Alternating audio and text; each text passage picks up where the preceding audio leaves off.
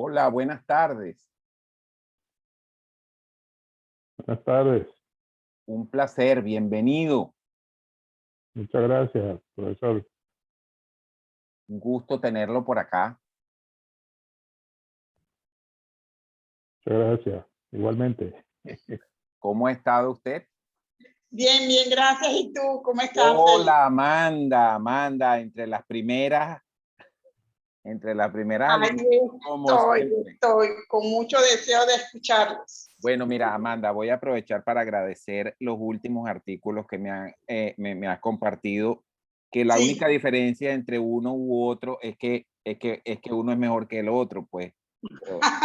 Pero son buenos, son buenos. Son muy buenos, la verdad que sí, la verdad que Sí, sí, son sí. geniales. Yo, tú sabes que los recibo de mi cuñado, que me los manda muchas veces, y entonces a través de él es que yo puedo enterarme de estos temas, pues a veces muy interesantes, ¿no? Sí, cómo no. Pues mira, sí, maravilloso ese tema de poder tener esa posibilidad, pues. Claro, claro. No, pero Estamos tan sumidos en tantas preocupaciones no, de la vida y del mundo. Sí, y exactamente. Entonces, estamos en esa vorágine de noticias casi del mismo estilo y a veces noticias que no son realmente las mejores, ni mejor escritas, ni mejores noticias como tal, pues. Sí, eso es cierto. Entonces, bueno, ¿qué te puedo decir? Entonces siempre es muy grato. Elvis entró 2 veces, debe tener 2 personalidades para el día de hoy.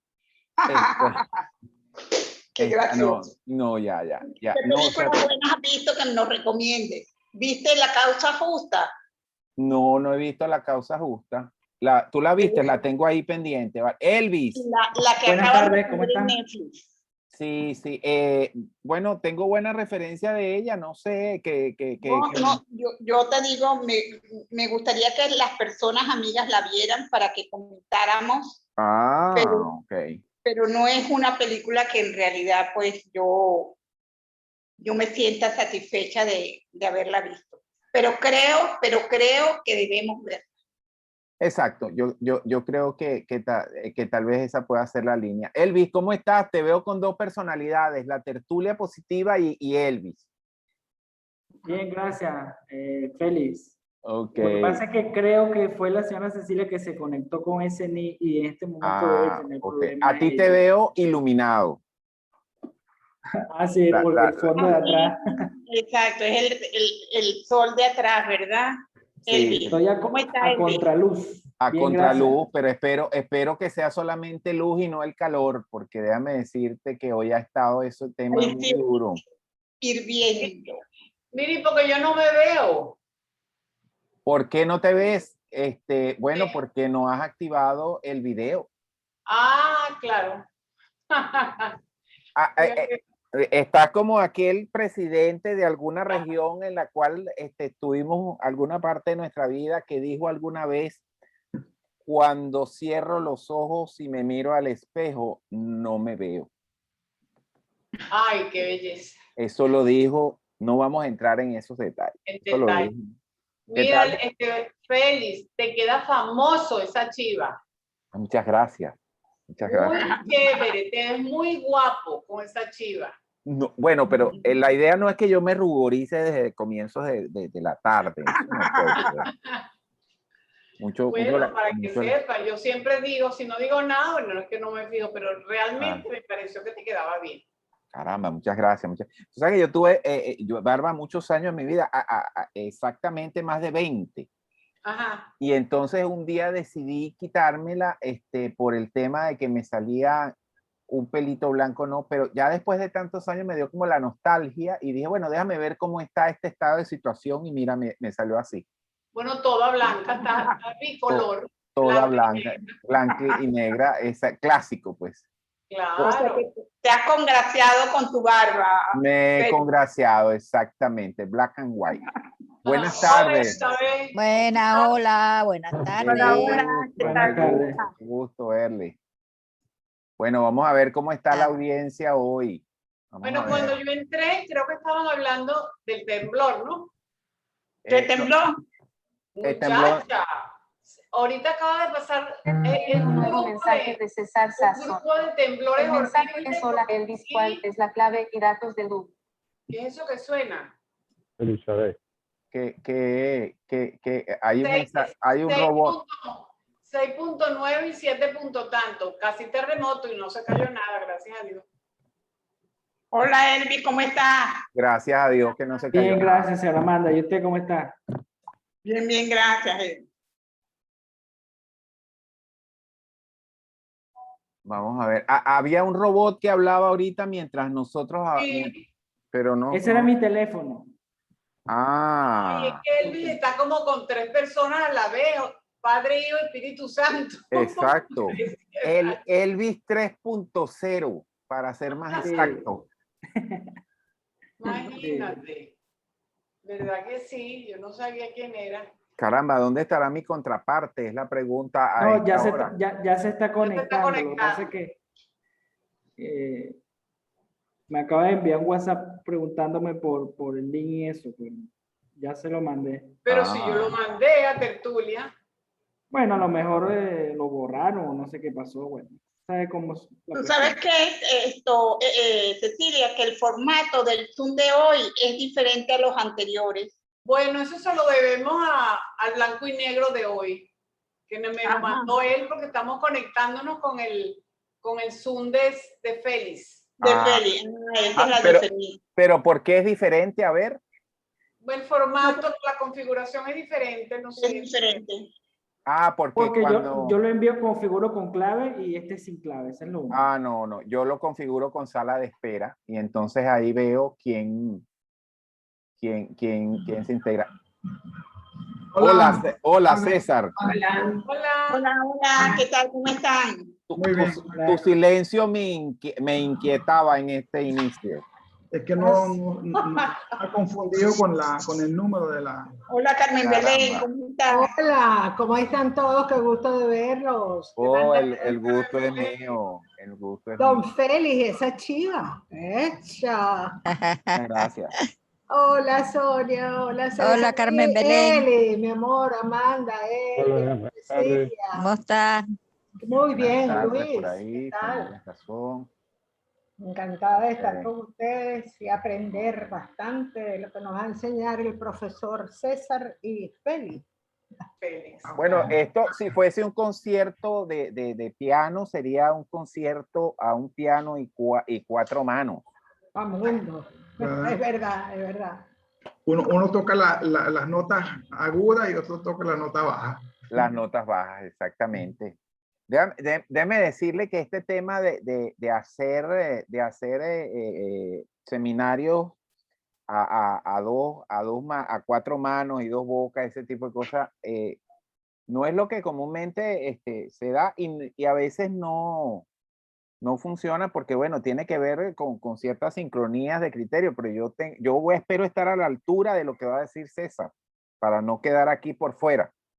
Pero está a su altura, profesor.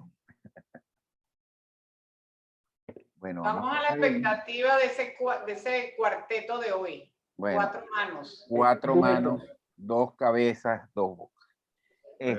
Bueno, son las 5:05. ¿Qué hacemos? ¿Esperamos 5 minutos más? ¿Comenzamos? Lo que siempre solemos hacer. Bueno, me gustaría también que estuvieran los demás, pero les vuelvo a recordar que ya incluimos dentro de las actividades de tertulia la actividad de la lectura de un libro cada cierto tiempo. Tenemos el 4 de agosto, que ya la habíamos avisado. Tengo 2, este es el tercer miércoles que la aviso. Para que se acuerden de leer el librito, que es un librito corto, que es el de Sofía, que lo hizo, ¿cómo se llama? Diego Arroyo. Diego Arroyo, sí. Y el prólogo es de Boris Izaguirre. Es muy liviano, muy chévere, y además se trata de un personaje, pues, representativo de nuestra historia, ¿no? Sofía Inver. Entonces, es muy importante y yo lo he mandado ya varias veces, mañana lo vuelvo a mandar, la información con los tips que mandamos y el libro en digital para que todo el mundo lo tenga en digital. A partir de ese libro fue que se hizo la obra de teatro. Sí. Creo que sí, yo no la llegué a ver. pero sí No. se hizo. La hay en el trasnocho, bueno, hace no mucho tiempo la vi en el trasnocho cultural. Ustedes saben que ahora uno puede pagar ahí $3, $4, algo así, ve la obra, está por temporadas, la vi allí. ¿Tú la viste, César? No, yo he visto. esa la interpretó la esposa de Javier Vidal, Julie Julie de Restivo. Sí. Y él hizo Buenas tardes. Hola, buenas tardes. Buenas tardes. Desafortunadamente yo no me enteré, si no lo hubiera visto porque me encanta el teatro. No, y Julie es muy buena. Esas son- Además de que ella es excelente y su marido también. Exacto. Los dos. Y en teatro son realmente buenos. Sí, Por lo menos esa ha sido mi experiencia con ellos. claro, qué chévere. ¿Y qué tal la obra, César? Feli, ¿tú te la viste? No, yo no vi la obra. Yo no la vi. Ah. La tengo pendiente porque me ha pasado ya 2 veces que la ponen y cuando me meto ya no está, pero es como la ponen Como cíclicamente. cíclica. Sí, Sí. sí. Ay, chévere. Pero Javier Vidal estuvo aquí, ¿verdad? Presentó Sí, una sí, obra sí. de un libro. Así como no, Muy sobreviviente. el de Primo Levi. El de Primo Levi, exactamente. Ujú, sí. Eso fue Que hace allá, bien. nos vimos un grupo de tertulia. Allá en Sí. Ajá. Estuvo muy bueno. Muy chévere. Sonia te mandó saludos, María Jesús, y a ti, César, también. Hablé con Gracias, ella hoy. igual, Gracias. igual cuando hables con Me ella. dijo que le mandara toda la información a ver si se puede conectar eventualmente con nosotros. Ajá, perfecto. Chévere. Hola, papi. Hola, papi. Hola, hijita. Hola. Hola, Marian, ¿cómo estás? Hola. Bien, Hola, gracias. ¿qué tal? No te vamos a Hola, Mariana. preguntar dónde estás por razones obvias, ¿no? Está con Jeff Bezos en una nave espacial. Exacto. Estoy en mi cohete privado, mi primer viaje al espacio. Tu primer viaje al espacio de 10 minutos. Exacto. Duró ese viaje al espacio. Y 18 millones de dólares. 18 Ajá. millones de dólares. Bueno, mira, la verdad, muy A controversial el 100 tema. kilómetros en el espacio. Por encima de la curva de Carmen.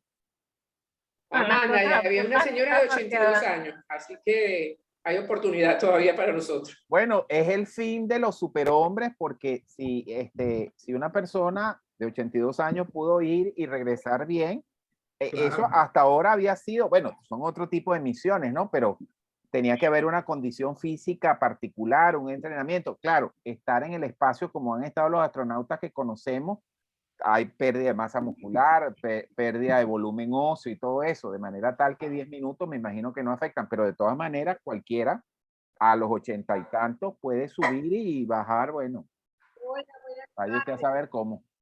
Qué bien. Ella tiene entrenamiento en el programa espacial. Sí, cómo no. Ella estudió para astronauta, es cierto. Ella fue, Y ella- fue y ella es seleccionada, pero piloto. nunca se dio la misión, nunca se concretó. Sí, Pero sí. ella tiene información. Pero igual, lo que tú dices, a los 82 años, vale, eso es increíble. Claro. Mira, mi papá cuando viajaba a los 80 años y más, yo lo entregaba como un paquete a la aeromoza, de lo angustiado que yo me quedaba. Yo llegaba hasta las puertas del avión y le decía, por favor, entréguelo en Nueva York a mi hermana, y lo sentaba en una silla de ruedas. Casi que yo llegaba hasta Bueno, hasta- pero digamos así como cuando uno manda a un niño pequeño que uno le dice, Tal mire, cual. entrégueselo cual. a tal persona allá, pues. Igualito. Bueno, pero es que es verdad, el maestro Cruz 10 en el penúltimo viaje que hizo entre aquella seguidilla de París-Panamá, el penúltimo ya se sabía que después había uno más y no más porque viajó con una bombonita de oxígeno. Y viajó A con los él. 90 y tanto. Y el médico viajaba a de su lado. cabecera, sí. Y el Viajaba médico, a su lado, el y un cardiólogo. muchacho del taller viajó con También. ellos también. Claro, es que tiene todo el sentido del mundo. Y lo peor, bueno, esto es una anécdota haciendo tiempo. Cuando yo iba a mi papá al aeropuerto, yo le pedía que me dejaran entrar para acompañarlo hasta adentro. Ajá. Porque él, bueno, tenía dificultad con el idioma y se ponía nervioso.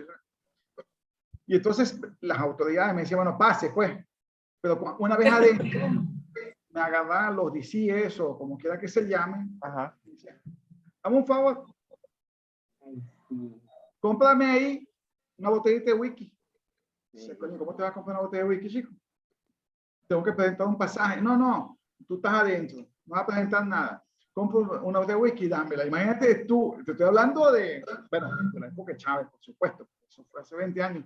Pero, ¿Qué o sea, pedirán ahora? ¿qué pedirán Pero ahora? O sea, igualito no la puedes comprar porque tienes que presentar el sí, boleto. pero ellos te decían, no importa, tú métete y tú cómprame la botella. Dice, yo no puedo hacer eso, chico, yo no puedo, no me dejan. Dice, ¿qué te pedían? Estoy hablando de hace más de 10 años, mi papá murió hace por lo menos 10 años. Los tipos te pedían una matraca, pues, para que tú pagas el favor, ¿no? O sea, bueno, pasa, Wow. pero cómprame algo, pues, cómprame algo, pues. Una botella de whisky. Este era específico y de whisky. Sí. Exacto. Yo me imagino que en Escocia un policía no le pide eso a ningún pasajero. Por favor. Imagínense, policía en servicio pidiéndole a acompañante de pasajero que compre botella de whisky sin pasaje, violentando todas las normas. Que haga algo ilegal totalmente. Por supuesto que ninguno de ellos se metía la mano en el bolsillo para darte el dinero. No, por favor, no vas a pensar eso. Ay, Dios mío. Bueno, ya estamos Bueno. sobre la hora. Sí. Sí. Bueno. Bien, Bueno, entonces comenzamos. ustedes pueden comenzar, cualquiera de las 4 manos pueden conversar. Ya eso está previamente establecido, porque cuando hablamos de cine hablamos de orden. Claro. Entonces, no sé si tú vas a decir algunas palabras, Cecilia o César, no sé. No, bueno, estoy diciendo que cualquiera de los dos, como Ok. ustedes se hayan puesto de acuerdo, Ok. entonces Bueno. empiecen la presentación. Bueno, porque ya ustedes los conocemos quiénes son y todo, y bueno, de atrás para adelante todo. Entonces, Bueno. bueno, vamos a comenzar. Yo sí voy a decir algo. Como decía un tipo de mala recordación, disponga usted de las cámaras. Sí, señor. Dios mío. El del Pacho. Realmente no me hace mucha no me hace muy feliz ese personaje en particular. Lo recuerdo de Colgate, me gustaba más en esa época. Así Bueno, entonces muy buenas tardes. Siempre es muy grato estar acá compartiendo con ustedes y bueno, hoy tenemos un compromiso particular, por lo menos yo lo siento así. Bueno, siempre es un compromiso con ustedes, pero bueno, ahora es un compromiso adicional con César, a quien yo abiertamente pues respeto muchísimo, admiro muchísimo por esa solvencia que tiene en materia de arte y de cine. Entonces yo voy a tratar de llevar esta parte adelante y salir ileso en términos de poder Seguro que entregarle salís. el testigo, ¿ok? A César, ¿no? Entonces, A fíjense, tiempo. a tiempo y en buen estado, no desde el suelo. Entonces, lo que hemos establecido es que yo voy a hablar primero de la dimensión psicológica, un poco contextualizado dentro de la película, y que es mi hacer, pues, es mi aproximación y mi aporte a esto. Y bueno, luego César va a hablar ya del cine, el silencio y el manejo desde lo cinematográfico en su sentido amplio, pues por supuesto tocando la película como debe ser. Entonces, también nos parecía importante desarrollar la temática, desarrollar los 2 bloques que no son extensos, por supuesto, para dejar un espacio para la conversación y en ese espacio entonces hacer el intercambio de preguntas y respuestas. Lo que voy a hacer ahora es ponerlos en silencio, igual si cualquier persona tiene una pregunta muy particular, pues evidentemente puede abrir el micrófono, pero mientras tanto los voy a cerrar para poder discurrir esto de la forma más silenciosa. Entonces voy a poner esto en silencio, voy a poner voy a compartir pantalla porque tengo unas láminas y entonces me hace una seña Elvis si la está viendo, para chequear que todos estén, que les esté compartiendo a todos la presentación. Entonces voy a poner aquí silencio, silenciar a todos y voy a poner acá, voy a compartir pantalla.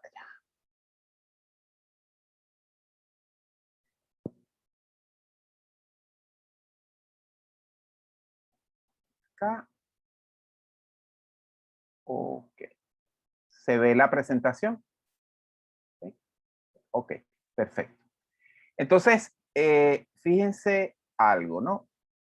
la película, digamos, el corto que vamos a revisar hoy y que sirve para el análisis del silencio como recurso, es una película muy cargada de emociones y muy también cargada de recursos para transmitir esas emociones. Y entonces eso es importante que lo tengamos claro.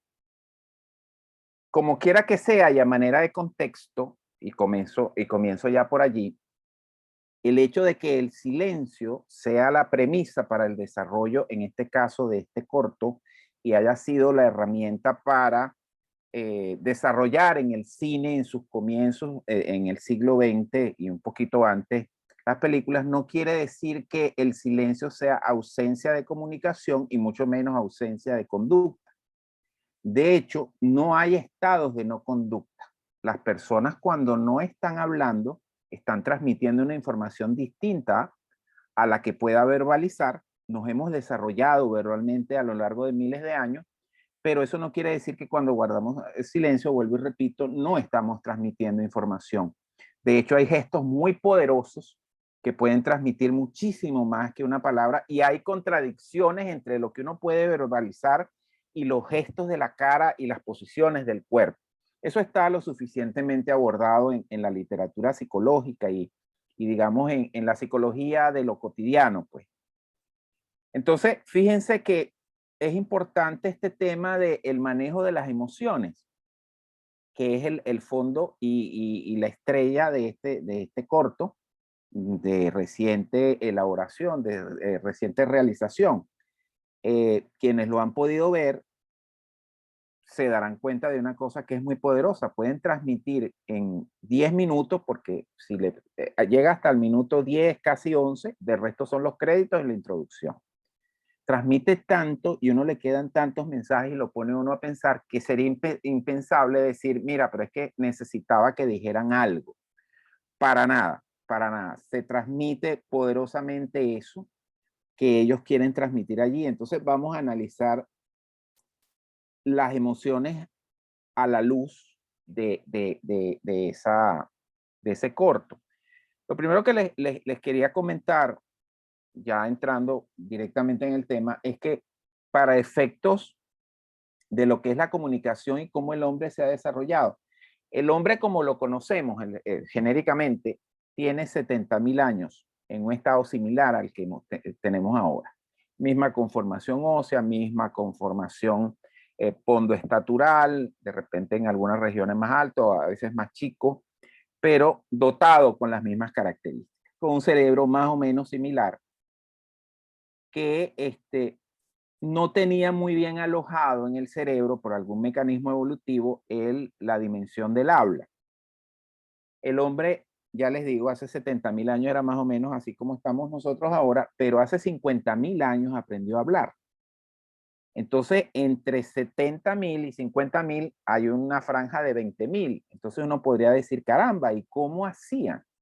Bueno, ninguno de nosotros está allí, realmente hay conjeturas, algunas muy buenas desde el punto de la neurología y de la paleontología. Lo cierto es que seguramente en esos 20.000 años que distaron entre los 70 y los 50, el hombre se comunicó, el hombre expresó emociones, el hombre se supo organizar en equipo sin mencionar una palabra. Entonces el recurso de la comunicación más allá del verbo está siempre presente en nosotros. Yo les quería compartir a todos ustedes esta taxonomía de las emociones. Esa taxonomía de las emociones es una de las tantas que hay. Lo que aborda son el conjunto de emociones que universalmente tienen el mismo sentido. Acuérdense que somos seres sociales y somos seres culturales, y dependiendo de la cultura en donde nos desenvolvemos, tenemos algunas características y algunas valoraciones de los intercambios sociales que en otra cultura no tienen ningún sentido. Bueno, hay especialistas en el mundo de la psicología social y de la neuropsicología que se han dado a la tarea de decir, bueno, existen unos valores universales. Sí hay unos valores universales. Por ejemplo, el amor es un valor universal.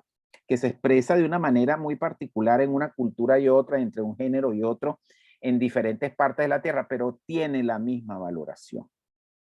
¿Ok? Y cuando entramos a las emociones, pues las controversiales emociones, de eso también se ha escrito muchísimo.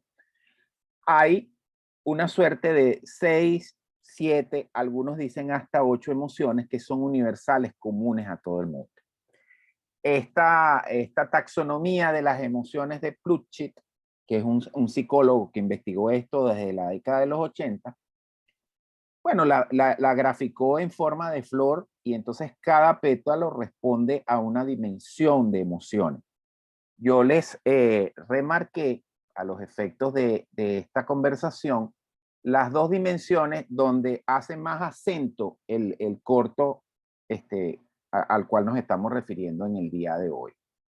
Y podría uno decir, bueno, ¿y las otras emociones? Seguramente, no solamente seguramente, están allí, pero el énfasis para transmitir lo que se quiere está en la dimensión de todo lo relacionado a la pena, a la tristeza y a la melancolía. Esto se lee de la siguiente manera. Mientras vamos más hacia el centro de la flor, hay más intensidad, y mientras vamos más hacia la periferia, hacia el pétalo, hay menos intensidad, porque las emociones son graduales. Solamente cuando hay presencia de algunas patologías particulares, uno pasa de la punta de una emoción hacia afuera al centro. Y entonces ahí eso le permite a uno explicar a la gente que uno dice, es bipolar, que ahorita se están riendo y segundos después están llorando. Bueno, tiene que ver con una alteración, pero lo normal es que existe una gradación, una escala. Entonces uno pasa de la melancolía, que es un estado, no es que no sea válido, pero es un estado más leve de tristeza, la tristeza per se, y la pena por pérdida, la pena por una enfermedad, la pena por una situación que impacta emocionalmente a la gente de manera importante. Y luego está la otra dimensión, el otro pétalo acá, que también se maneja en este corto con una maestría de primera, que tiene que ver con ya algo más intenso, que no es la tristeza y la pena, sino la tríada temor, miedo y terror. El temor lo podemos ver nosotros en lo cotidiano, por ejemplo, los que estamos acá en su mayoría, si no todos, somos venezolanos y bueno, dentro de ellos la mayoría caraqueños, y el caraqueño fue pasando del temor de que alguien lo fuese a robar, porque lo estaba uno esperando, el motorizado que le pasaba uno a un lado, al miedo porque ya se hizo algo muy presente, y al terror cuando ya consecutivamente a uno lo asaltaban. Todas las veces que, pues digamos, se daba se daba la dinámica, la triste dinámica. Entonces, este corto aborda esas dimensiones: pena, tristeza, melancolía, terror, miedo y temor. ¿Ok? ¿Qué más tenemos aquí? Algo que también nos pareció importante compartir con ustedes, y es la premisa de análisis del corto. Y es que allí lo que se plasma es algo muy importante y muy contundente y presente en todas las culturas también, que es en dónde se mueve el ser humano. El ser humano se mueve entre dos certezas: el nacimiento y la muerte. Todo ser humano en ese transcurrir tiene una vida más azarosa, una vida más plácida, una vida de satisfacciones, una vida de insatisfacciones, pero lo que sí tenemos por seguro son las dos puntas: el nacimiento. No hay forma de salvarse de nacer, a no ser que exista un tema médico, pero eso no entra en esta cuenta. Y la muerte, todos vamos allí. ¿Ok? La muerte, por ejemplo, es un suceso que es la terminación. Hay discusiones allí que es la terminación de la vida, es el inicio de otro ciclo. Tampoco nos vamos a meter hacia allá. Pero lo cierto es que la muerte, y este corto también lo trabaja muy bien, se va presentando en los seres humanos de una manera muy particular. hay unas etapas muy de la infancia donde la muerte es algo que los niños no entienden. Eso es por allí alrededor de los 4, los 5 años, eso puede llegar a angustiarlo. Pero después la muerte hacia la primera infancia, la adolescencia en general, como que se diluye y es la etapa en la que yo digo que no se muere nadie, o por lo menos si se muere uno no lo percibe de manera tan contundente. En la medida en que uno va, como digo yo, acumulando juventudes, la muerte ya va presentándose de nuevo y entonces ahí uno empieza a vivir otra etapa de la vida donde se empiezan a morir los padres, se empiezan a morir los familiares, los tíos, las madrinas, y después empiezan a morirse, como todo ciclo normal de vida, los amigos con el que estudié, y entonces ahí la muerte se presenta, pero ya tiene otra intensidad. Entonces, ¿qué pasa? El corto agarra el tema de la muerte cuando se da en una situación no esperada, que es la infancia. Ah, que no se mueren niños. Claro que se mueren niños, pero bajo circunstancias como las que plantea el corto, siempre son motivo de análisis porque es un acto o una situación trágica. Fíjense que la muerte es tan contundente y tan impactante que puede marcar a la gente durante toda la vida. Me salgo de este corto y entro en el documental de Rubén Blades. Si no lo han visto, se lo recomiendo, y los que lo han visto recordarán lo que voy a decir. En la toma 1, Rubén Blades habla de su abuela, que era una persona significativa para él. Y él plantea que una vez él salió, en esa toma, los primeros 4 o 5 minutos son para eso. Él salió al abasto, a la bodega con su abuela, y cuando venían de regreso, bueno, se encontraron en el camino con un funeral. Y llevaban a alguien como era antes, pues en los pueblos y en una ciudad como Panamá, bueno, era fácil conseguir eso. Y pasó un entierro, iban a un entierro y llevaban una urna. Y él le preguntó a su abuela que qué era eso. Entonces la abuela le dijo, es que alguien se murió. Y entonces él le preguntó a la abuela y le dijo, abuela, ¿y tú te vas a morir? Y la abuela le dijo, sí, yo me voy a morir y tú también. Rubén Blades le quedó eso marcado, por supuesto, hizo una vida como ya lo sabemos, y cuando él cumplió 73 años, la semana pasada, lo primero que dice en una entrevista que está por ahí en YouTube, dice, bueno, yo estoy muy contento porque todavía tengo mucho ánimo de hacer cosas, tengo proyectos y todavía estoy vivo. No pensé que iba a vivir tanto. Entonces, fíjense cómo la muerte puede estar allí presente y nos movemos allí, pero uno siempre tiene la estimación, sobre todo los que somos padres o los que somos tíos, que se muere la gente mayor, ¿ok?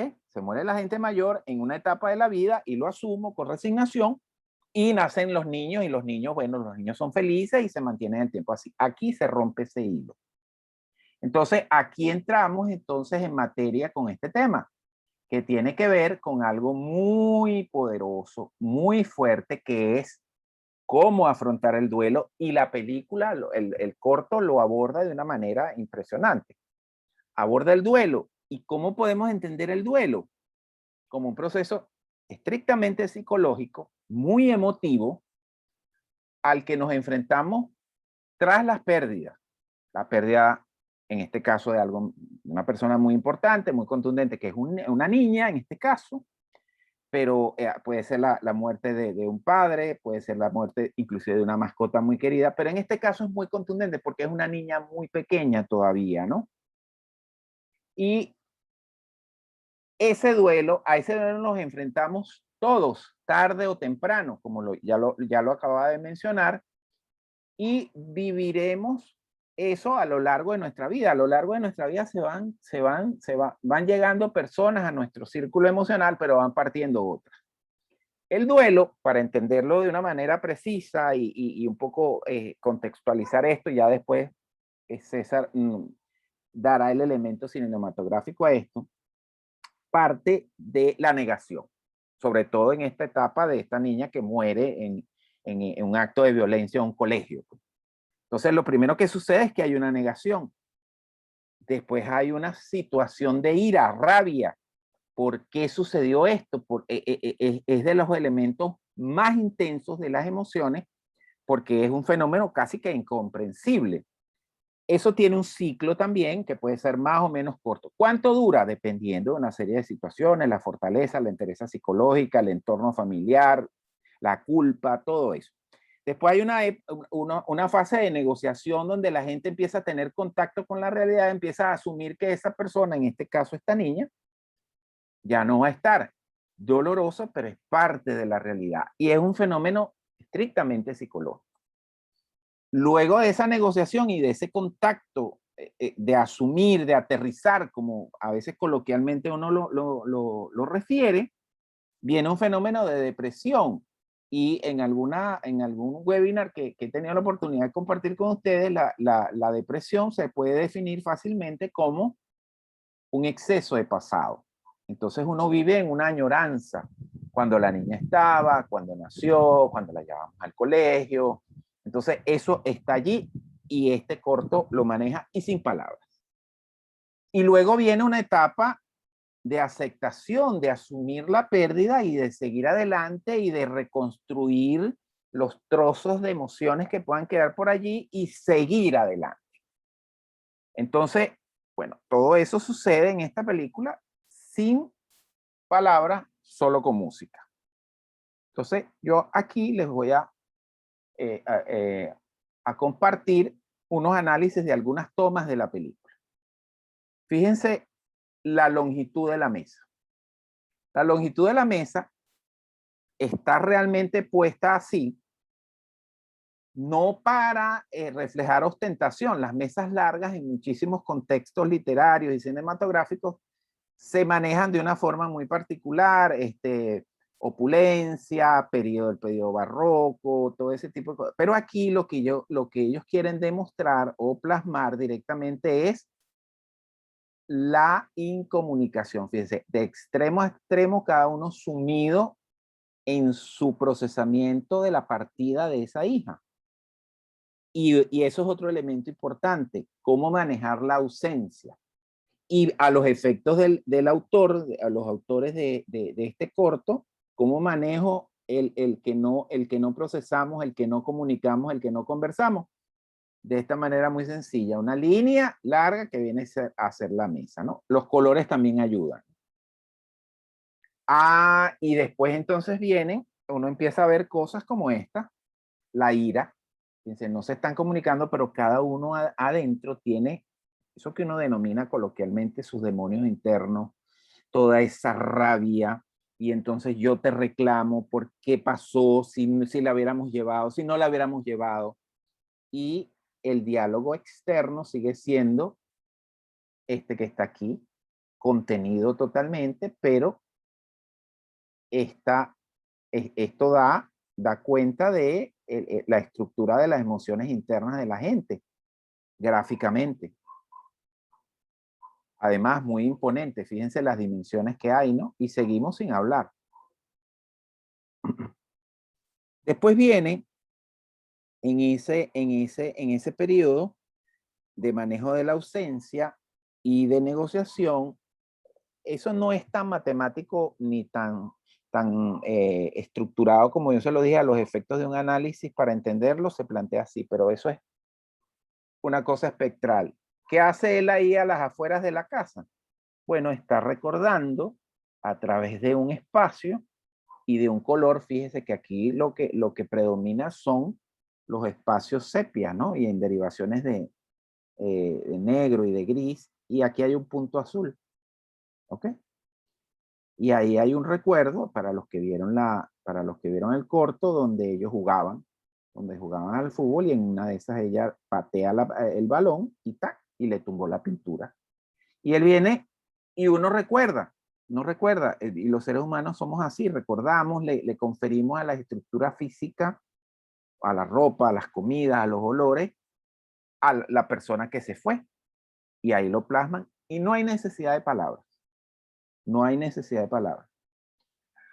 Aquí hay un elemento muy significativo, porque está un gato, y los gatos son unas mascotas muy particulares. Los que tienen gato así lo saben. El gato tiene una personalidad muy individual, pero tiene una sintonía. El gato voy a decir algo que suena así como obvio, pero es así. El gato no es un perro. Para los que siempre hemos tenido perro, uno tiene aquel hábito de que el perro uno lo llama y viene, así uno lo haya castigado, él siempre va a venir solícito y va a jugar con uno. El gato no responde a eso por alguna estructura cerebral distinta, pero el gato sí es muy afín a quien le da el alimento.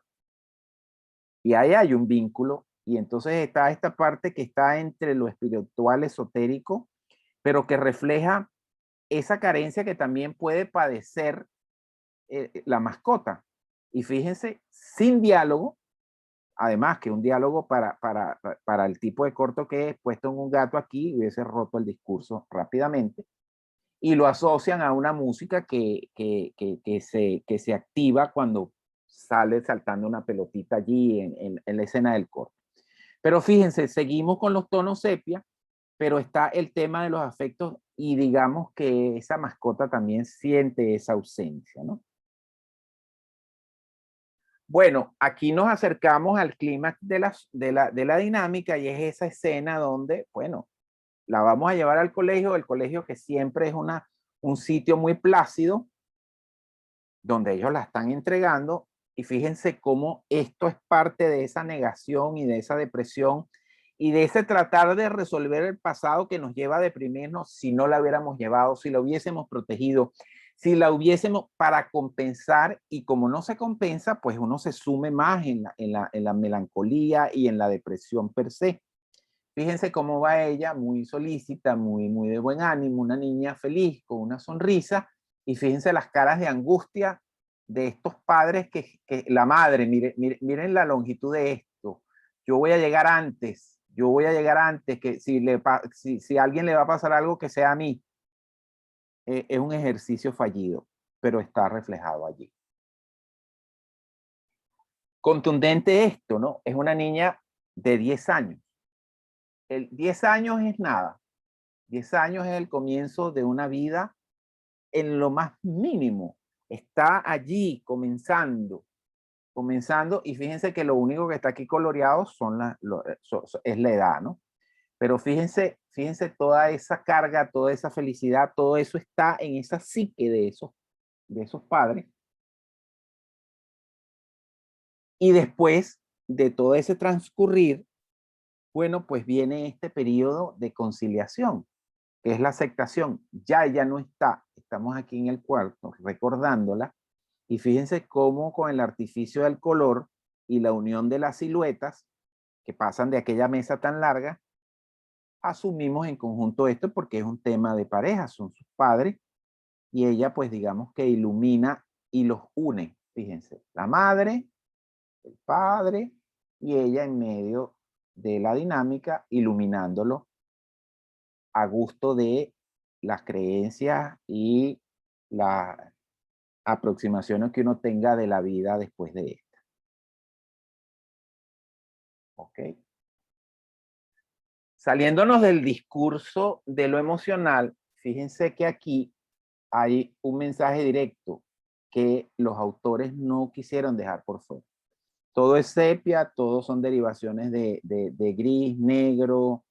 Esto me imagino que lo habrán hecho en principio con tinta china, pero fíjense qué detalle. Esto sucedió en Estados Unidos, en Norteamérica, y lo queremos dejar explícito, los autores me refiero. Bandera de Estados Unidos a todo color con todas las estrellas para que no nos quede duda del mensaje. Esto va fuera del discurso de lo emocional, pero fíjense cómo yo quiero transmitir. ¿Qué transmito yo con esto? La violencia escolar, las armas, todo lo que está pasando. Yo estuve revisando porque me llamó la atención a raíz de esto y de conversar con César las veces que nos cruzamos para montar la actividad. Yo decía, ¿cuándo sería el primer atentado en una institución escolar en Estados Unidos? Y me metí en internet y conseguí con asombro que el primer atentado registrado como de violencia donde murieron maestros y donde murieron niños en Estados Unidos fue en 1764. De 1764 en adelante, por las razones que fueren, y este no es el espacio para ese análisis, se han sucedido toda suerte de asesinatos colectivos en gran y pequeña escala, maestros enloquecidos, alumnos enloquecidos, todos con armas. Y pareciera que no tuviese fin. Es parte de la misma formación casi que de la República, este conflicto. La República, me refiero a Estados Unidos. Y entonces, con este cierre de esta porción, que lo que pretendía o lo pretende es compartir cómo esos elementos psicológicos, emocionales, se dan en la película, cerramos esta parte y entonces ahora le paso el testigo a César para que continúe con esto. Voy a dejar de compartir la pantalla. Y voy para que César tome el control de esto. Vamos a...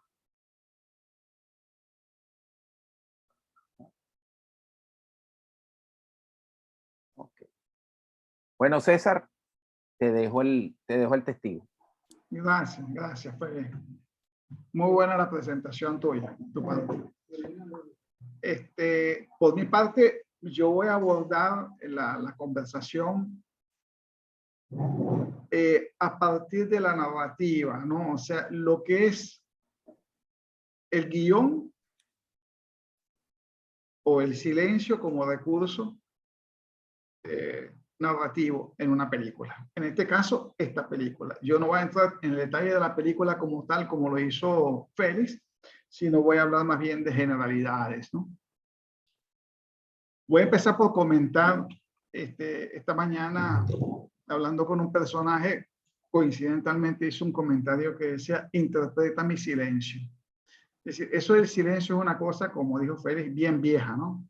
Y ustedes van a recordar esa expresión, interpreta mi silencio. Bueno, yo voy a empezar compartiendo pantalla. Esto me lo enseñó mi hija ayer, así que tengan paciencia conmigo si me equivoco. Ok, la están viendo, ¿no?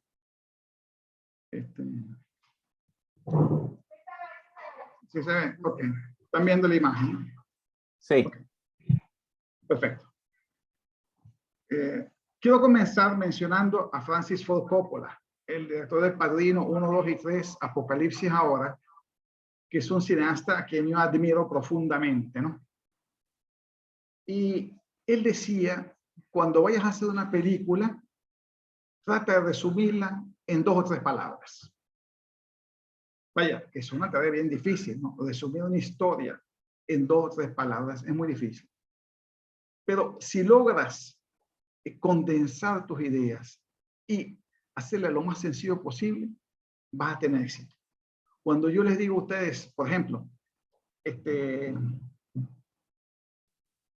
I'm going to make him an offer he cannot refuse. Le voy a hacer una oferta que él no puede rechazar. Ustedes saben que estoy hablando del Padrino, de Francis Coppola. Y eso es reducir al máximo la cuestión. Perdón, Marian, ¿cómo hago, Marian? ¿Cómo hago para ir a la próxima imagen? Que me perdí. No la veo.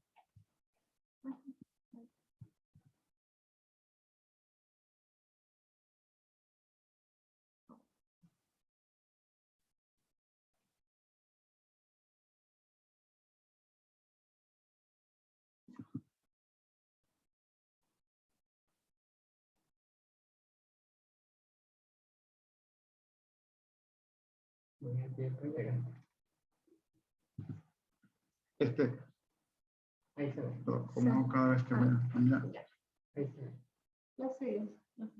Aquí. Ok. Dicho lo que dije de Francis Ford, le voy a mencionar al escritor norteamericano Raymond Carver, ¿no? No sé si alguno de ustedes está familiarizado con Carver o con su obra, ¿no? Él es un escritor y un cuentista norteamericano muy importante. Él murió a la edad de 50 años en 1988 de un cáncer. Su obra literaria se caracteriza por relatos relacionados con gente de la clase media, media baja inclusive, de corte minimalista, ¿no? Para que tengan una idea, si alguien ha visto, si alguien recuerda la película Birdman de González Iñárritu, la obra que están representando en el teatro es de Raymond Carver.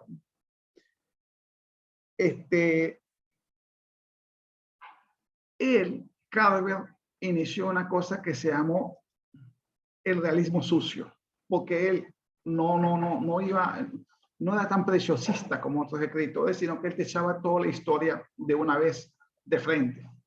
Te decía lo que tenía que decirte, ¿no? Y entonces él hablaba de una cosa que él llamaba el dato escondido. El dato escondido, él le ponía sinónimo de narrar por omisión. Quise hablar de Carver y la literatura porque también en literatura se usa el silencio. Entonces él decía narrar por omisión. Narrar por omisión no es algo gratuito ni arbitrario, sino que es preciso que el silencio del narrador sea significativo para que ejerza una influencia inequívoca sobre una parte explícita de la historia. Que esa ausencia en la manera de narrar se haga sentir y que active la curiosidad, la expectativa y la fantasía del lector. Agregaba Carver que hay que saber diferenciar entre aquellos datos excluidos por obvios o inútiles de los datos escondidos. O sea, tú no puedes echar para afuera todo, sino simplemente las cosas que no hacen falta, ¿no? En efecto, los datos escondidos no son ni obvios ni son inútiles. Por el contrario, tienen funcionalidad, desempeñan un papel importante en la trama narrativa y es por eso que su abolición o desplazamiento terminan teniendo efectos en la historia. Quise comenzar con Carver porque es uno de esos escritores que respeto y admiro desde hace muchísimo tiempo. Y mi propósito con su referencia es la de hacerles ver y comprender la importancia que tiene el silencio en un guión, dentro de la narrativa de una película. Incluso si esta es una película muda. Veamos el porqué. Todo proyecto, indistintamente en su naturaleza, comienza con una idea. Lo mismo sucede con los proyectos cinematográficos, incluyendo los de animación, que también comienzan con una idea, la idea de la historia que tú quieras contar. Lo hemos hablado aquí en diferentes oportunidades desde mi primera charla sobre cine, de que el cine tiene como función contar historias. Es un medio para contar historias. Y el guión es realmente, o sea, la parte escrita de la historia. La historia puede tener muchas formas. Puede ser una comedia, un drama, lo que sea. Hasta un documental. Pero necesita tener plasmado sobre un papel con un lápiz la idea.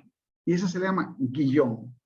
De manera tal que el guión termina siendo el primer plano, el esbozo, para la construcción de esa obra final, en la que tendremos la descripción de los personajes, los escenarios.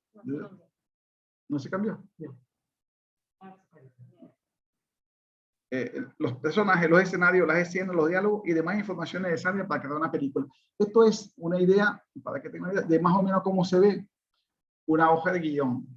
En el guión se explica todo, todo. Estamos en tal sitio, pasa esto, la luz baja, aparece, desaparece, entró sin música, ¿no? En la industria cinematográfica, cualquier persona es capaz de navegar a través de un guión y entender la acción de cada una de sus escenas, el escenario donde la acción se desarrolla y los personajes que toman parte de esa acción. Por ello, la industria cinematográfica ha desarrollado un estándar claro para la escritura de guiones.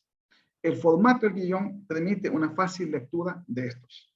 Ustedes van a ver un guión, el guión que ustedes vean siempre va a tener como esqueleto, como construcción, siempre va a ser el mismo. El formato del guión permite una fácil lectura y una identificación clara de los diferentes elementos presentes en él. Entonces, lo que queda absolutamente claro en este corto animado, del cual habló Félix y que es el pretexto de esta tertulia, If Anything Happens, I Love You, es que a pesar de su silencio, cuenta con un guión extraordinario, el cual, a través del silencio y la omisión de los lugares comunes, nos pasea por una circunstancia tan dramática como la de perder un hijo en un tiroteo de un colegio y representar a través de ese silencio el dolor que tal circunstancia tiene sobre los afectados. En ese caso, los padres. En el caso de esta película, el propósito está logrado de manera cabal, perfecta, diría yo. Entonces, dicho lo anterior, me gustaría mostrarles un corto video. Sí, un corto video.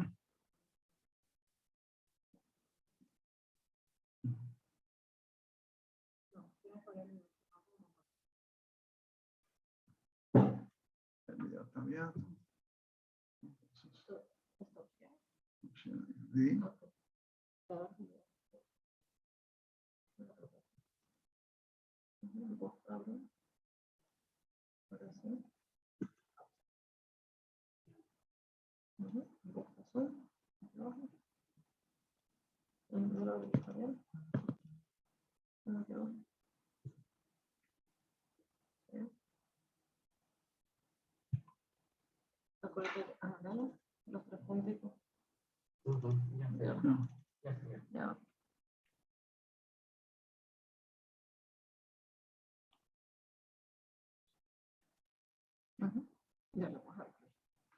Lo ven, ¿no? ¿Se escucha? Sí, sí. Ok.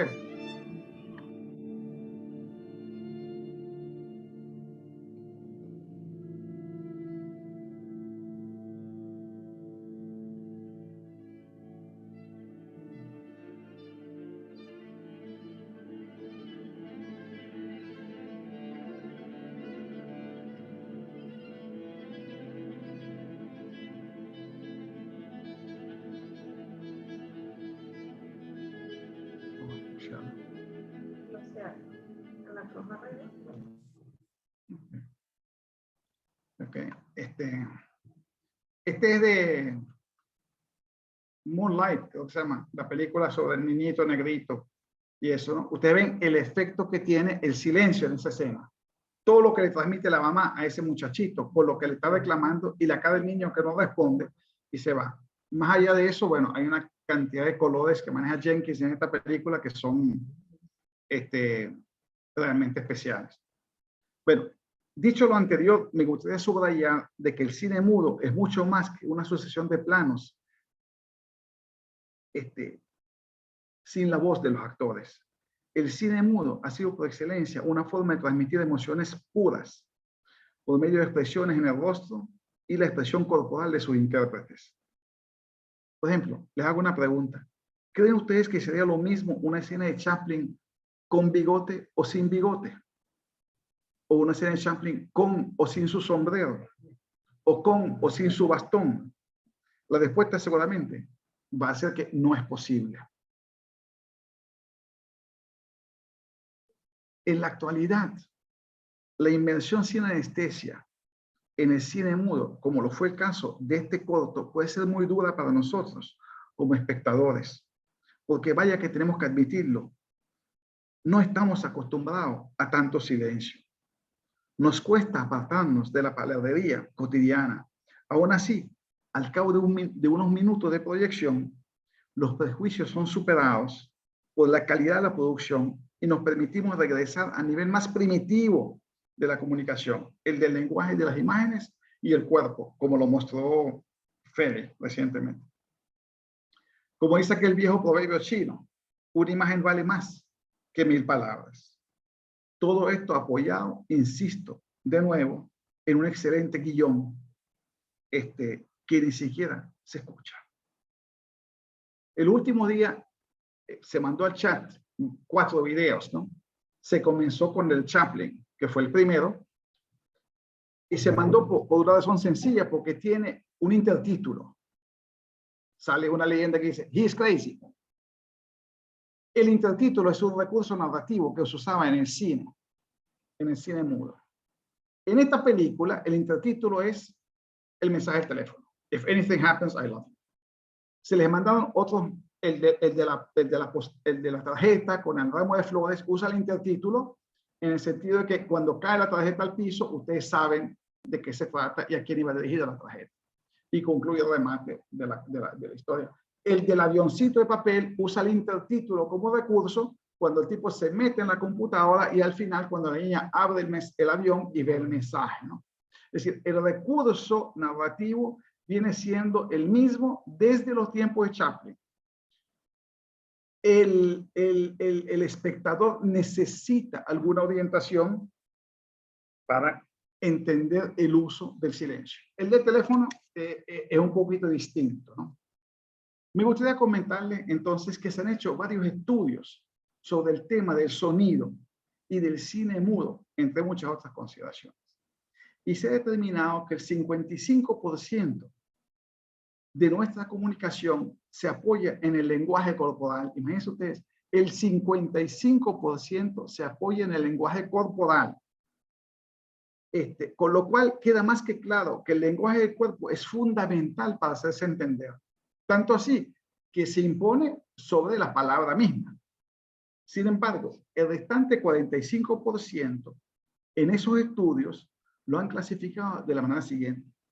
El 7% de su valor es verbal. Imagínense ustedes. Y el 38% se basa en la tonalidad, que es algo que no deja de ser imprescindible, además de sorprendente. Es decir, si uno acentúa, si uno levanta la voz, si uno baja la voz, uno le da un sentido a esa conversación. Si es plana, si es monótona, la gente se aburre y se queda dormida, ¿no? Nosotros hemos sido formados sobre la base de que sin un contenido verbal claro y estructurado no existe comunicación. Sin embargo, vemos que en este cortometraje, sin ese 45%, se saca el máximo provecho a las pocas imágenes y se llena el vacío dejado por la comunicación verbal con un eficiente imaginario, el cual termina siendo de tal eficiencia que asusa al imaginario del espectador y lo sumerge en su narrativa, al permitirle llenar los vacíos dejados por la falta de diálogo con sus propias hipótesis y conjeturas, con lo cual termina enriqueciendo de manera extraordinaria la historia misma. Quiero compartirles un video que es el más largo de los que voy a mostrar hoy, que es nuevamente Chaplin. ¿Por qué Chaplin? Porque Chaplin es el ejemplo clásico de lo que es el cine mudo. Este es el video más largo de todos y dura poco menos de 5 minutos, pero me gustaría verlo completo porque de verdad que lo van a disfrutar y quiero ver cómo todo el mundo reacciona pues frente a esto, ¿no? Vamos con el video.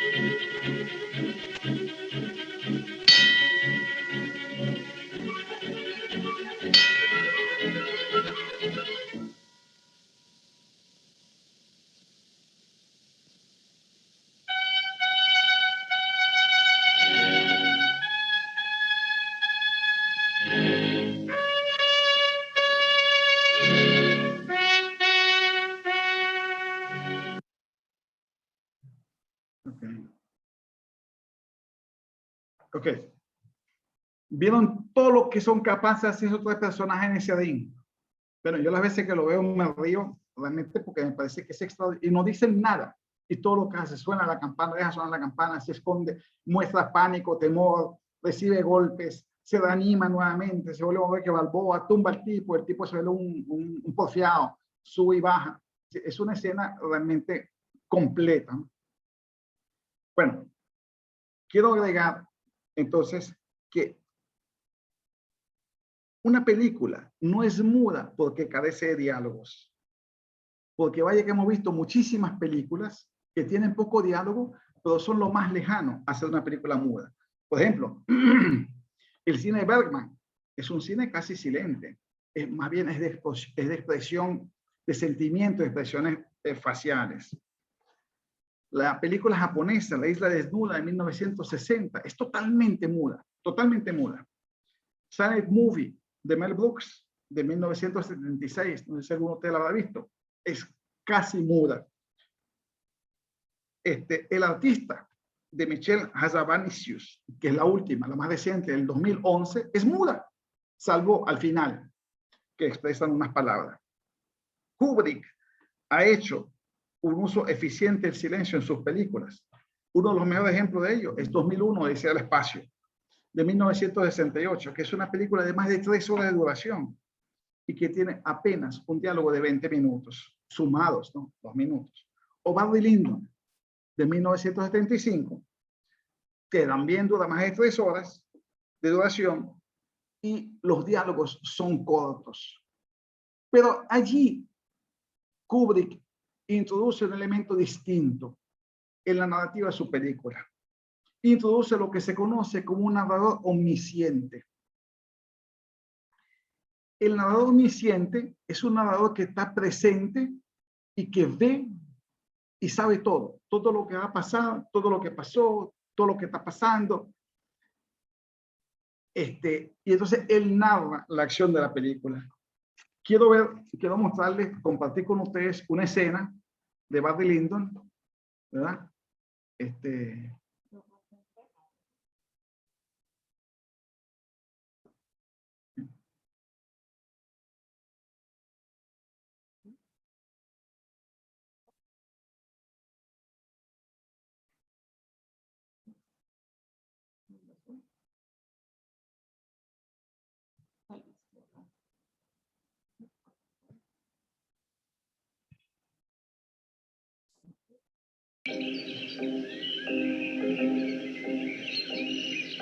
escucha, ¿no?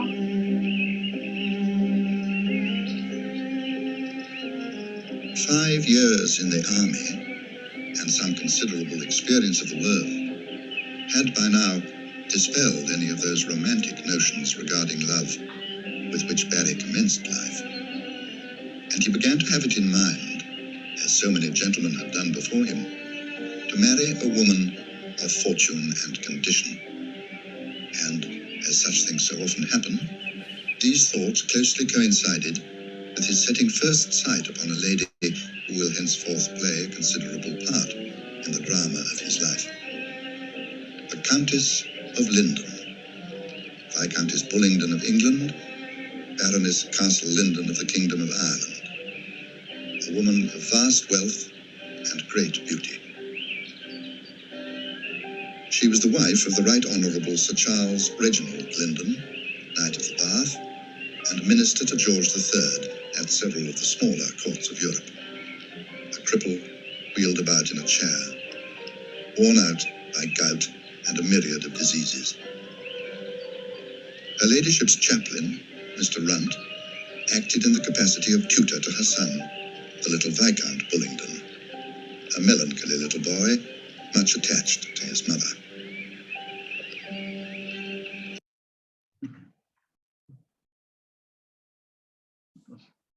Ok. Esta escena es clásica, bueno, es una de las tantas escenas de Barry Lyndon que es clásica en el sentido que ven que el narrador omnisciente sabe perfectamente quién es la mujer, quién es el papá, que el papá es lisiado, sabe que el tipo que la acompaña es el tutor del hijo, sabe que Lyndon anda, bueno, Lyndon se va a llamar después de casarse con ella, pero sabe que Lyndon está interesado en buscarse una mujer y que ella va a ser la protagonista principal de su desgracia. Es decir, él sabe lo que está pasando, lo que pasó y lo que va a pasar dentro de la película, pero él no aparece. Él es un narrador omnisciente. Esto es un recurso también de narrativa, no solamente cinematográfico, sino también en la novela. En el teatro griego, por cierto, se usaba esto muchísimo, ¿no? Aparecía un personaje que estábamos en tal parte, a la entrada del Coliseo Romano, ¿verdad? Y te daba una ubicación física, ¿no? Ahorita les quiero compartir un segundo video, que va a ser el último video de hoy, que es de la película Shawshank Redemption, ¿no? Sueños de fuga, de Frank Darabont. Es una película, espero que ustedes la hayan visto todas, ¿no? Es un clásico, para mí es un clásico. Ahí tenemos la figura de narrador, relator. La figura, y esto se llama en literatura, se llama el narrador homodiegético. Es decir, un narrador que forma parte del relato, en este caso. Está presente en la narración como personaje. Utiliza la primera persona. Utiliza la primera persona gramatical para relatar. Yo, nosotros. Este tipo de narrador puede ser protagonista o testigo del hecho.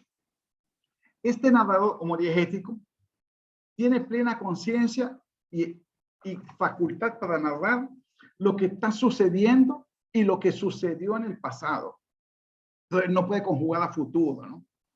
Entonces, me gustaría que veamos esta última escena de la que voy a mostrar para que vean cómo se usa el silencio en la narrativa a través de un narrador homodiegético.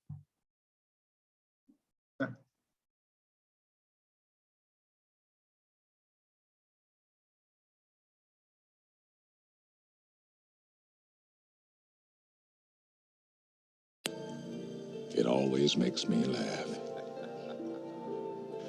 Andy Dufresne, who crawled through a river of shit and came out clean on the other side. Andy Dufresne, headed for the Pacific. Hadley's got him by the throat, right? And he says, I believe this boy's about to have himself an accident. Those of us who knew him best talk about him often. I swear the stuff he pulled. I believe these friends of mine could use a couple of beers. And he got it. And he got it. Sometimes it makes me sad, though, Andy being gone. I have to remind myself that some birds aren't meant to be caged. Their feathers are just too bright. And when they fly away, the part of you that knows it was a sin to lock them up does rejoice. But still, the place you live in is that much more drab and empty that they're gone.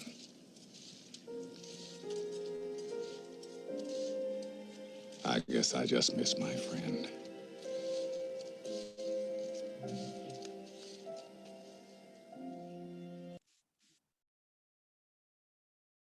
Ok. Vieron que en este caso él cuenta de cosas pasadas y cuenta en presente, ¿no? I guess I simply miss my friend. Estos son los ejemplos de cómo algunos directores utilizan el silencio en su narrativa, ¿no? Les quise mostrar las diferentes variaciones y esa fue la intención de mandarle los distintos videos para que vean cómo cada uno utiliza el silencio como herramienta para expresarse, ¿no? Me gustaría finalizar hablando de algunas características del cine mudo, las cuales, por supuesto, varían según el director, incluso según el actor. Vemos el caso de Chaplin, que no tiene reemplazo. Este corto en particular mantiene sus principales características del cine mudo, que son la calidad de la imagen. Contrariamente a lo que se pueda suponer, la calidad de las imágenes del cine mudo eran bastante altas para la época. Y la poca calidad que observamos hoy en ellas responde al hecho de que han sido mal conservadas, porque el celuloide no ha logrado sobrevivir tanto tiempo. Estamos hablando de más, cerca de 100 años o más, ¿no? Otro comentario pertinente es que hoy en día proyectamos a 24 cuadros por segundo una película normal, ¿no? Pero en aquella época la filmaban a 16 cuadros por segundo. Por eso que al proyectarlas hoy se ve el movimiento acelerado. Pero no es que haya sido acelerado con propósito, sino que se filmaba a esa velocidad, pero luego se estableció que los 24 era ¿cómo se llama? La norma para hacerlo. Y el intertítulo. El intertítulo se usó en el cine mudo desde el principio, porque la complejidad de las películas, en la medida que iba avanzando, fue aumentando considerablemente, lo que llegó a suponer un grave problema para los espectadores entender la acción que está sucediendo en los filmes. Entonces comenzaron a utilizar eso que llamaban intertítulos. Su misión era narrar momentos de difícil comprensión o, en todo caso, resaltar diálogos claves de la historia. También a veces desprendían opiniones o generaban comicidad. Ese es uno de los elementos más característicos de esa etapa del cine. Y lo vimos de nuevo en la película, en el primer video de Chaplin, ¿no? Bueno, quiero terminar diciendo que esta película es realmente If Anything Happens, ¿no? Es una película muy efectiva en su narrativa, a pesar de que yo no he hablado de ella y trato de no hacerlo. Es muda, no tiene diálogo, y fíjense que en definitiva no necesita, no requiere de un calificativo diferenciador de sonora para hacerse efectiva. Su efectividad se transmite en silencio. Inclusive adquiere una dimensión de mayor jerarquía dentro de su estructura narrativa, gracias a su silencio. Y bueno, y gracias a ustedes por su silencio. Abro los micrófonos y adelante. Ya están abiertos. Sí, abran. Bueno, no sé. Ok, listo, todo el mundo está abierto. Buenas noches. Gracias por traer una vez más un espacio de reflexión y de aprendizaje. Gracias por el tiempo, por haberse tomado el tiempo de prepararlo, como siempre, con compromiso y con ahínco. Gracias a los dos. En particular, quiero dar las gracias, César, porque este corto, ya hace varios meses atrás, tú lo propusiste una vez que lo viste y pasó sin pena ni gloria. Y resulta que ha sido de las cosas más exquisitas que yo he visto, a ese punto. porque quiero rescatar varias cosas que han dicho. En primer lugar, el valor del silencio en la vida de las personas. En general, aprendemos más de escuchar que de hablar. Por eso tenemos 2 orejas y una sola boca. Es en el silencio en donde podemos interpretar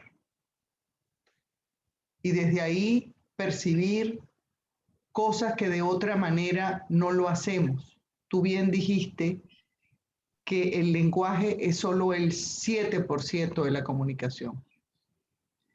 Eso nos da un espacio infinito de comunicarnos, no solo de recibir información, sino de esa doble dirección de conectarnos con el mensaje. Estamos acostumbrados a través del lenguaje a escuchar para responder, hacer disertaciones, razonar y a veces ni siquiera dejamos que la persona termine para argumentar. El recurso del silencio, cuando quiero enviar un mensaje tan contundente como el que quisieron enviar, de una situación, y ese cortometraje era antes de los hechos sucedidos en Estados Unidos a propósito de las elecciones. Trae todo un mensaje de lo que está aconteciendo en la sociedad en Estados Unidos.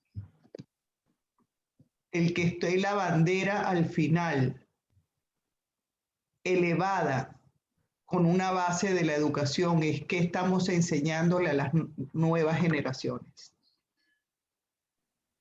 ¿Dónde están las generaciones y qué está haciendo la nación en torno a ese tema? Quiero rescatar varias cosas del corto. A lo largo del corto, la interpretación es el personaje central. Lo que cada uno de los padres interpretó de la pérdida, en ese diálogo interno, en donde aparecían esas figuras fantasmagóricas que representaban sus diálogos, sus verdades, sus historias. El distanciamiento que había de esa línea eterna de la mesa, en donde no compartían ni había conexión entre ellos. Y cómo el acercamiento lo hace con la figura de la hija, que era lo que verdaderamente los unía. Y que aparece tardíamente después de interpretar esa mancha azul, que no es casualidad. César nos enseñó el lenguaje del color y es maravilloso interpretarlo no solo como recurso cinematográfico, sino en la vida. El azul representa cosas muy importantes, cosas como la libertad, cosas como la armonía, la paz, que era lo que estaba faltando. Y solo esa figura cuando sale de su interior y llega al espacio abierto, se abre a la posibilidad de ver esa mancha que se había generado en un momento y que era azul y que se repite en el número 10 del pastel de cumpleaños de la hija, que también era en azul y que simboliza la vida como encuentro y esa razón para dar otra interpretación, no de la pérdida con todas las fases del duelo, sino con el presente, con lo que hay, con lo que tienen y cómo se reencuentran los padres en el dolor para rehacer y aceptar las circunstancias y resignificar el episodio. Una escena que también lleva un mensaje a la sociedad de cuán distantes estamos, sin valorar ni agradecer lo que tenemos en el día a día. De manera de que el silencio, como bien dijiste, vale más que 1000 palabras. Llama la atención esa reflexión. Es un mensaje contundente a la sociedad, de quien lo vea, de que inevitablemente tiene que hacerse cargo de tener una opinión y no estar ajeno de lo que está sucediendo, porque no fue que me pasó a mí, nos está pasando. Tener una imagen más de conjunto. Así que, de verdad, yo agradezco mucho haberlo traído, porque a veces es propicio también reflexionar cuánto silencio estamos haciendo nosotros en nuestra vida para escucharnos y saber las cosas importantes que están pasando en nuestra vida en tiempo presente. Y convertirnos entonces a lo largo de ese corto en ser testigos homodiagéticos, usar tu término, de la película. Ser partícipes. Y agradecerles a los dos este espacio de reflexión personal para cada uno de nosotros. A través de la película, por supuesto. Gracias. Gracias a ustedes. Gracias, Nieves, por tus palabras. Elvis, adelante. Bueno, me gustaría comentar, bueno, felicitaciones a los dos, la verdad, muy buena la presentación y bastante, mucha información, la verdad. Yo lo que quisiera era agregar un comentario con respecto al poder del silencio dentro del cine, ¿no? Hace tiempo tuve la oportunidad de ver una masterclass de Guillermo del Toro por internet. Y Guillermo del Toro acostumbra a ver las películas que él dirige sin audio en algún momento, antes de producirlas. Y bueno, hay una película de él, de Guillermo del Toro, que se llama La forma del agua, donde trabaja Sally Hawkins, creo que se llama, una actriz muy buena, donde ella es muda. Y ahí tiene escenas muy buenas donde el silencio como elemento o como recurso del cine lo resalta muy bien. Y bueno, gracias a César y a Félix por toda la información, ¿no? De nada, Elvis. Gracias. Perdón, Félix. De hecho, algunos cineastas, bueno, algunos no, todos los cineastas suelen ver sus películas en muchísimas maneras antes de proyectarlas. Inclusive muchos, cuando las pasan en el cine, antes de ser estrenada, ellos las pasan en un auditorio privado y ellos van a ver cómo reacciona la gente para saber si lo están haciendo bien o lo están haciendo mal. Lo que quiero agregar a esto del silencio es que la escena de Moonlight, la del negrito, que yo escogí, esa escena para mí es merecedora del Oscar, realmente, ¿no? Porque el grito de esa señora es fortísimo, pero no se escucha. Y la reacción de él, del niño, inmutable. Pero además de eso, en esa escena, la pueden buscar en YouTube o se la puedo mandar para que la pongan en la tertulia mañana. Los colores, la paleta de colores que usa ese señor en esa escena es lo que dijo Elvis ahorita, es un masterclass. Hay que ver el color de la pared, de los dos fondos, ¿no? El de ella y el de él, con dos mensajes completamente distintos en ambos casos. La franela que ella lleva, observen el color, y la franela que él lleva. Tienen una connotación de presencia. Quise mostrarla porque de verdad que el silencio es un lenguaje extremadamente efectivo para contar cosas, ¿no? Y bueno, me alegra que les haya gustado. Adelante, Félix, por favor. No, la verdad que yo guardaba silencio porque es muy grato escuchar los comentarios de todos. La verdad que el silencio es un actor de primera línea en nuestras vidas. De hecho, no existe comunicación sin silencio. Imagínense hablar sin pausa permanentemente. No existe música sin silencio. Gracias. Es un actor preponderante en todo esto. y con el tiempo, y creo que Nieves hacía la acotación, palabras más, palabras menos, nos hemos acostumbrado más a hablar que a escuchar.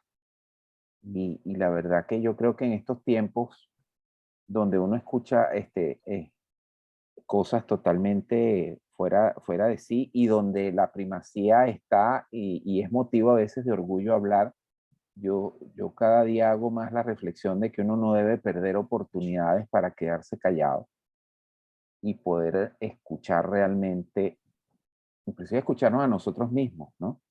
Porque ahí empieza todo, escucharnos a nosotros mismos y escuchar qué es lo que nos dice el otro con el verbo, con el gesto, con las palabras en sí, con las acentuaciones. Y eso lo hemos ido perdiendo, la verdad que sí. Por eso es que a veces no nos terminamos de organizar en algunas dinámicas. Todos queremos explicar. Nadie, y a veces con la connotación de que es mal visto el que no habla, ¿no? Pero es que él es el que no habla. Bueno, pero de repente es el que más comprende y es el que tiene mayores elementos, ¿no? O sea, no es tan grueso aquello de que el que no habla no es que no está interesado ni nada por el estilo. Pero bueno, ahí estamos. Esa es la situación. Escuchar, Félix, es sumamente importante. Yo recuerdo que cuando yo era niño, esto es una historia que no tiene nada que ver con este grupo, pero me acabo de acordar por lo que dijo Félix. Todo el mundo sabe que yo soy judío y nosotros tenemos unas costumbres y una tradición, nosotros rezamos en hebreo y no todo el mundo pues sabe leer el hebreo. Mucha gente lo sabe, pero mucha gente no lo sabe. Y había personas que iban para la sinagoga que no sabían y entonces no participaban de los rezos más allá de decir amén, amén, amén. Cuando oía a los demás decirlo, ¿no? Y me acuerdo que nuestro profesor, el profesor que yo tuve que me enseñó pues a rezar, me enseñó hebreo, eso. Él siempre nos decía, mira, a mí, Hashomea Kakore, eso traducido del hebreo al español quiere decir, el que escucha es igual que el que recita. No lo desprecies. El que escucha es como el que recita. Entonces, hay personas que no dicen nada, pero dicen mucho. Entonces, escúchalos también. Y es importante. Gracias. Bueno, bueno, quería darle las gracias a ambos porque la verdad que fue complemento lo que habló uno con el otro. Me encantó y súper completo el análisis. Yo creo que ustedes se acuerdan cuando nosotros hablamos, Félix y César, de que este cortometraje lo queríamos, era adecuado pues para ponerlo en la agenda de tertulia, ¿no? Me imagino que eso fue hace un tiempito. No se trata de que este tema, cuando lo hablaron ellos, pasó sin pena ni gloria, como dice Nieve. No, es que nosotros respondemos a una agenda en la cual tenemos una lista de personas y temas que ya la estamos estudiando y la ponemos gradualmente según vaya sucediendo los acontecimientos. Me gustaría aclarar eso porque todo lo que se dice en tertulia es considerado por nosotros para tomarlo en cuenta para las reuniones que tenemos acá. Es más, siempre están invitados todos y cada uno a decir lo que quieran que esté en tertulia para llevarlo a efecto en nuestra agenda. Entonces, eso quería recordarlo porque no fue que el tema lo hablaron ellos y se quedó así. Estaba dentro de nuestro listado para llevarlo en el momento más oportuno. Entonces, les quería aclarar eso, no sé si están de acuerdo o no, porque siempre las invito a eso, ¿no? Ahora Sarixa, ¿no? Así fue. De verdad, yo quiero agradecer infinitamente. Yo creo que ha sido una tertulia con una invitación a la profundidad que yo no me esperaba.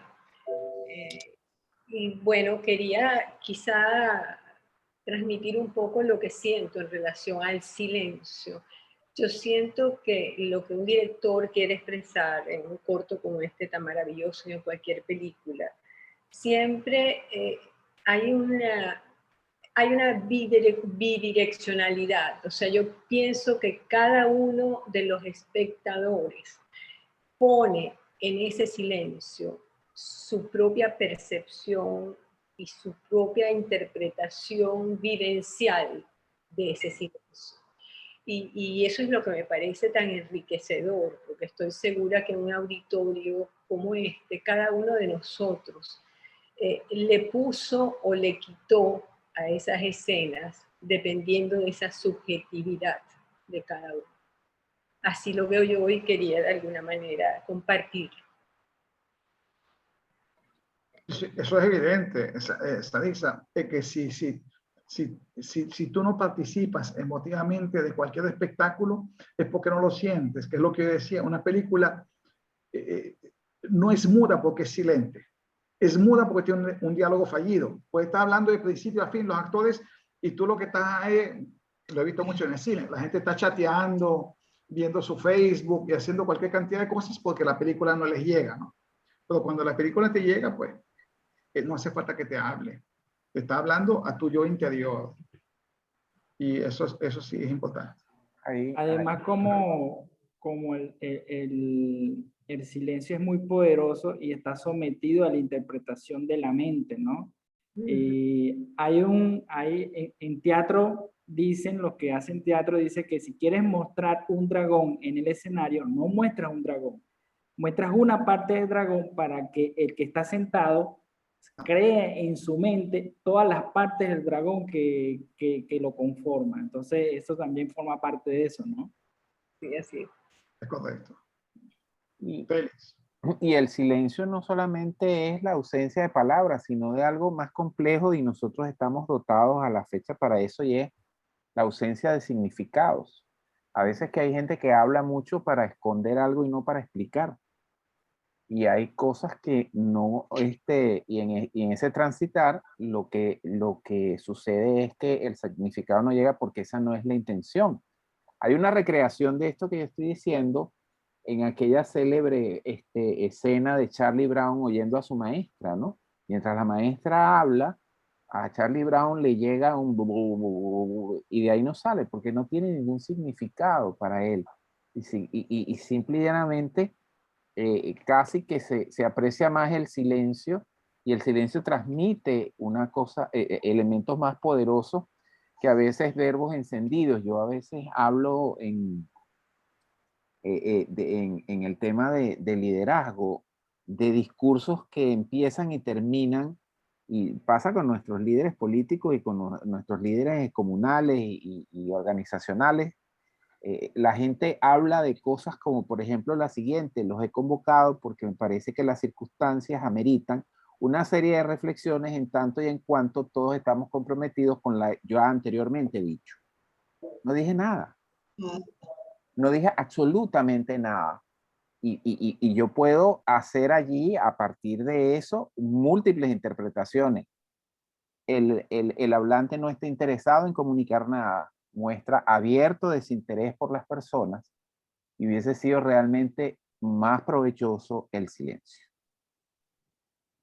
Entonces, bueno, somos seres complejos, somos seres dotados inclusive de la capacidad para interpretar el silencio, que también es una cosa extraordinaria, ¿no? Fíjense cómo logramos construir significados con una película de Chaplin donde hay, que tiene una brecha generacional con nosotros importante. Ninguno de nosotros estaba para la temporada en que se hizo eso, y cómo perviven los significados y cómo podemos reírnos de una cosa tan particular que no tiene una palabra. Es impresionante, es impresionante esa capacidad. Eso es clásico. Sí. Clásico. Y también, yendo al tema artístico, tenemos referencias, por ejemplo, John Cage, que es una persona importantísima en el arte norteamericano. Él es músico. Él compuso 4:33. 4:33 son 4 minutos y 33 segundos de silencio. Él se sienta en su piano y no toca nada. y está 4 minutos 33 segundos sentado allí con los dedos puestos sobre el teclado y no toca. Y a los 4 minutos 33 segundos, él baja la tapa y se levanta y se acabó. Eso estableció un antes y un después con respecto a cómo ver y cómo interpretar no solamente la música, sino también el arte moderno. Boltanqui, quien se acaba de morir la semana pasada, lamentablemente y muy tristemente, él hizo estudios también sobre el silencio porque su obra, casi el cuerpo de su obra está construido alrededor del Holocausto, ¿no? Y él hizo ensayos con científicos. Este tipo de artistas, por cierto, tienen que tener científicos a su lado porque demandan de mucha tecnología. Y él ha hecho ensayos del silencio con gente y en la medida que tú aíslas más la persona logra escuchar su propio cuerpo. Es decir, de acuerdo a Boltanqui y de acuerdo a los científicos, no existe tal cosa como un minuto de silencio absoluto. Y Boltanqui creó una obra en la cual él graba los latidos de corazón de todas las personas que se sometieron a su experimentación. Y entonces él tiene una cámara, o tenía una cámara, un cuarto donde tú entrabas, él le daba a cada persona, por cierto, le daba una copia del audio de su corazón. Pero tú puedes entrar y escuchar media hora, una hora, lo que tú quieras, diferentes latidos de corazón y según él cada uno te dice una cosa, ¿no? Todo en silencio, pero está allí y con ese él te está transmitiendo una cantidad de cosas que él tiene en imágenes fuera de la sala. Es decir, el silencio es un recurso muy, muy, muy importante. Y concluyo diciendo que para los que ya habrán leído el libro de Sofía o lo están leyendo, fíjense que hay una parte en la que ella dice, yo no grito. Yo no grito.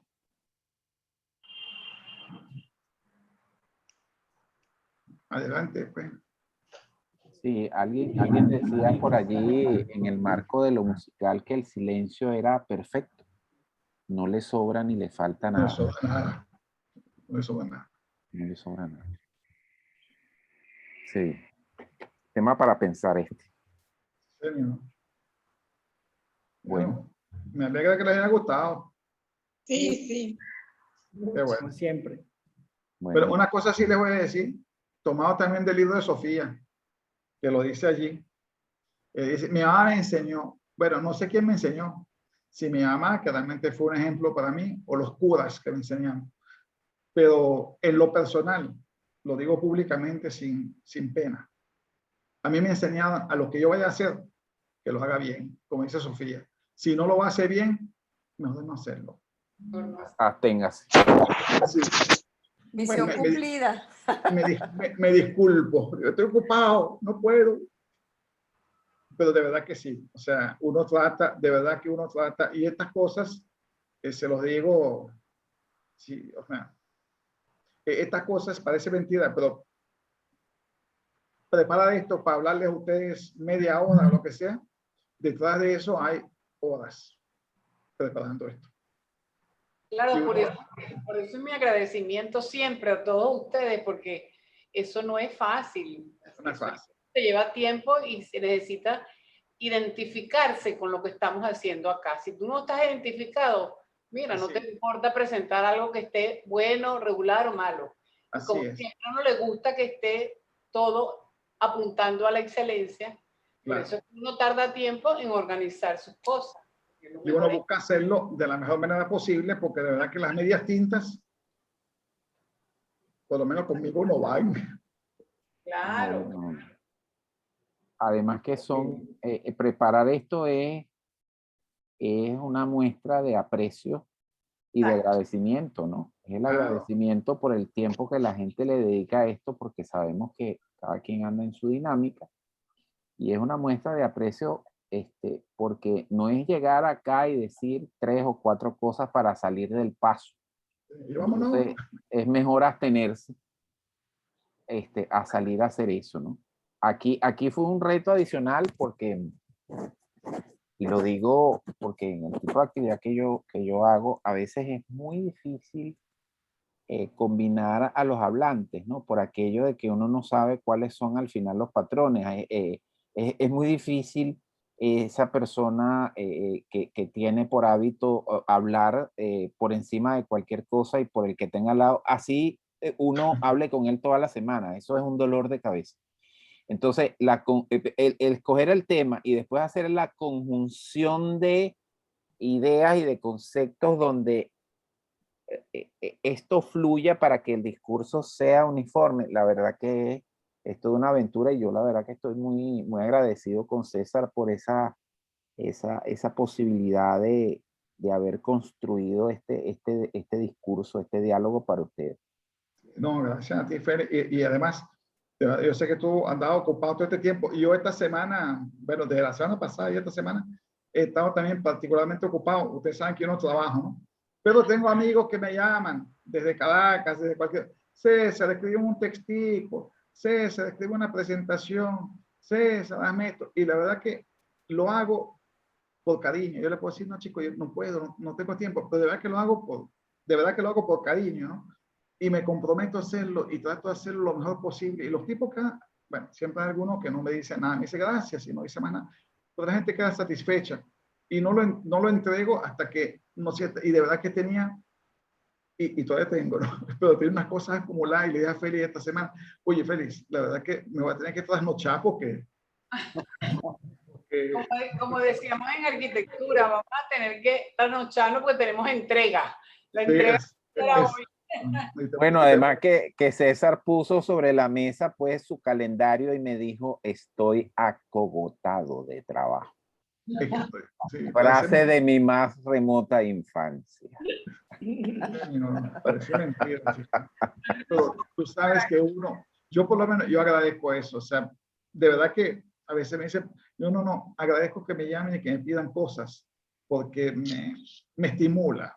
O sea, te tienen activo. Obvio. Sí, no, y me estimulan, o sea, consideran que mi opinión es realmente valedera, ¿no? Lamentablemente en estos tiempos no existe nada, o sea, no existe un catálogo impreso que yo pueda ver con mi nombre encima, sino todo es digital o si acaso en Venezuela imprimen una fotocopia y la ponen allí, alguna persona la puede coger, si no, la ponen en la sala y la gente la lee, ¿no? O le dicen, refiérete en la página web está el texto. Eso de verdad que de cierta forma me mortifica, pero bueno, como quiera, el texto aparece y alguien lo lee y ese alguien me escribe, mira, vale, ¿será que tú me puedes hacer algo? Ay, oye, si no te conozco, chico, no sé. Me empezaron a mandar fotos, preguntarles cosas. Pero bueno, así se le va la vida a uno. Gracias a los dos por ese cariño especial y esa dedicación que le imprimen a todo lo que hacen. Gracias a ustedes. Mucho. A ustedes. Vamos mucho, recibimos con cariño. Eso que decía muy bien Cecilia, esa entrega de ustedes en cada cosa que hacen, que nos abren luces, que nos inspiran a nosotros a conocer y a ser mejores personas. Gracias. A ustedes, de verdad. Gracias. Gracias, muchísimas gracias. Muchas gracias, de verdad, muy agradecida. Gracias a ustedes. Gracias.